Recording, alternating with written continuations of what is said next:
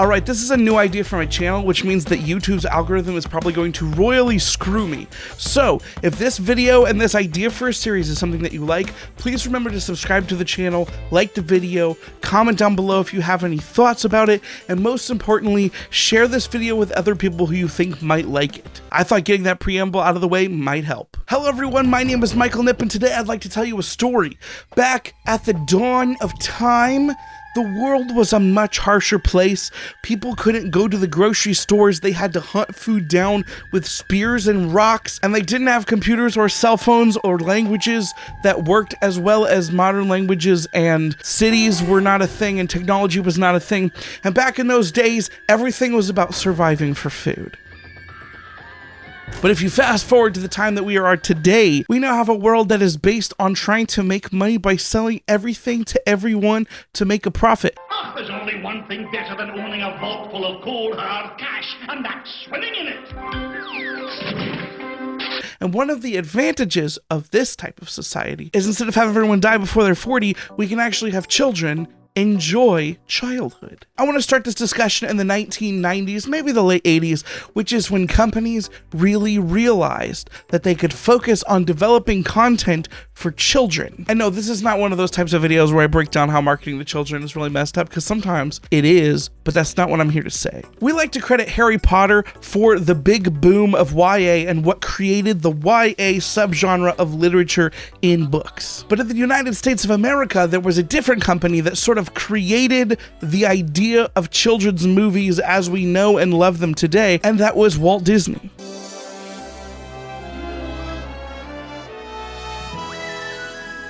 And there are many wonderful video essays about how Walt Disney's musicals and all the big movies that they were making from like the 40s on were very important, and how they got good and how they got bad and how they got good again. But let's talk about something that happened in my lifetime, which was the creation of a Disney Channel, which was a channel created exclusively for children, and not just like little babies, but like middle-aged kids. And I am one of those children that grew up on the Disney Channel to some extent. If we take off our cynical glasses for a moment and don't look at everything through an extremely capitalistic lens, we can see that what the Disney Channel was to an entire generation was a culture influencer. It's what taught us how things are done. This is Tara, the shy girl. I'm afraid to show people the real me. It's often been said that you can see where the next generation is going based on what the kids are doing. And what the kids of my generation did is they watched a lot of Disney Channel. And while Nickelodeon was a comparable thing, I don't think they tried to aim for some of the potentially wholesome messages that Disney tried to go for. And starting in the year 1997, Disney came up with a whole new idea, which was TV movies made on shoestring budgets for children, by children. I mean, children were the actors. The children didn't write it or anything. But Disney Channel really popularized the idea of making kids things for kids, starring kids. And there's so many different situations they put in these Disney Channel movies. I feel like a lot of people were exposed to a lot of different things, sports, ideas, different styles of life, etc. through the Disney Channel. And I am one of those children that grew up and I have a very nostalgic idea for the Disney Channel and what the Disney Channel meant to me growing up, the shows that I watched, the nostalgia, like the jokes that I still reference. What's living if you never pull your shorts down and slide on the ice, Ren? And the reason why I thought I might be able to get away with talking about some of this stuff on this channel, which is a book channel, is because there's always been a secret undercurrent here of both nostalgia and understanding that things made for young people are not inherently trash. If you go back to one of the early series I made here on BookTube about Twilight, you can see the elements of what would eventually become my idea for this series of videos. Bella isn't smart. Bella isn't logical. Bella isn't a role model. Bella isn't looking for emotional stability. Bella is a pop punk protagonist. But more importantly, Bella is raw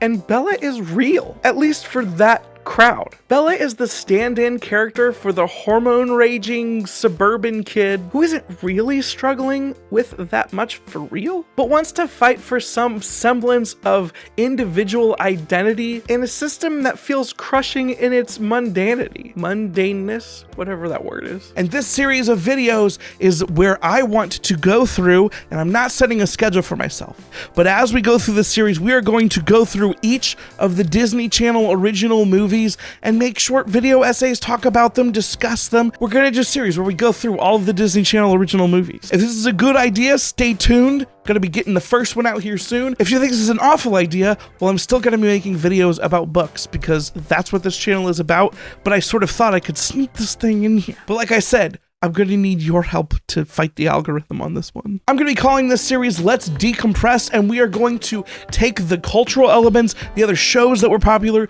the music from these shows, the actors, and see if they're still acting today. For each of these movies, I kind of want to try to pull the cultural atmosphere of what was happening at the time and then figure out how this movie fits and how it sort of worked for the kids at the time. And as we move through the Disney Channel original series, I think what we're going to find is interesting because most of us are only kids for a little bit, and we have different affinities for different eras of the Disney Channel. And I don't know if you are my age and you've tried watching the Disney Channel now, but it doesn't feel the same. I'm curious through this experiment, if we look at this through fresh eyes, has Disney Channel changed or have we just changed because we're old now and we're not the kids that they're marketing toward? I'm not sure about that, but I hope to answer that question by starting from square one. The nice thing is, if you want to follow along with this series, most of the Disney Channel original movies, almost all of them, are available on Disney Plus, which I feel like is a service that at this point most people have for one reason or another. Unfortunately, the first one we're going to try to watch is not available on Disney Plus, but it is available to watch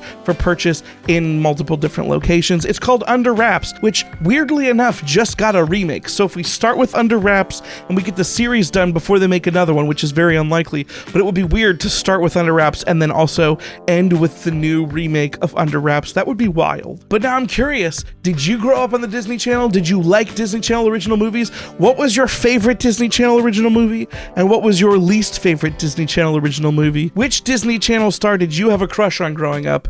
Don't lie to me. I know you had one. Hey, you. I'm talking to you. It's okay if it was animated. It's okay if it was Kim Possible. That's fine. Anyway, I hope this series will be filled with lots of awesome discussion points. I hope we'll have an awesome time looking through history through the lens of what kids' eyes were like in different eras. And honestly, because I love the Disney Channel original movies I grew up with so much, I'm curious to see what the rest of them that I didn't see were like. If you want to discuss this series, any ideas you want to throw out there in further detail, in my Discord, which is linked down below, it's free for everyone to join. I'm going to have a Let's Decompress channel where we can talk about general things relating to this series, and then for each of the movies that we go through, I'll create a separate channel where we can talk about that movie specifically, the themes involved, the cultural moments involved, other things that were happening during that time period, and maybe even things that you think I should talk about on the episode. So yeah, make sure to join the Discord if this is a series that seems interesting to you. And remember, fight the algorithm. We have to beat it. This has been your best friend and your DCOM daddy signing out. See you next time.